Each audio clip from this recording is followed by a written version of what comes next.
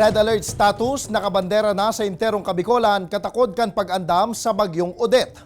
Uyan report. Nakabandera na ang red alert status sa bilog na Kabikolan huli sa humakan bagyong Odette. Sigun sa OCD Bicol, pigbugtak na sa highest level of coordination ang RDRRMC response agencies. Maski ang mga evacuation centers, preparado naman subuot in kasong magpaibakwar ang mga LGU na nasa high-risk areas.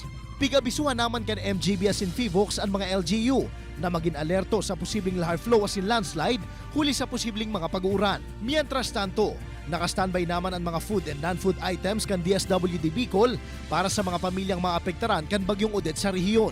Sigun kay DSWD Regional Director Leo Quintilla, kada family food pack nagkakantidad nila 700 pesos asin igwain nila og na kilo nin bagas, mga dilata asin kape. Apwera kay ni igwa naman subot nin pigpipreparar ng mga non-food items, arukan tents, malong, hygiene kits, asin blankets. Right now we have 27,600 family food packs ready.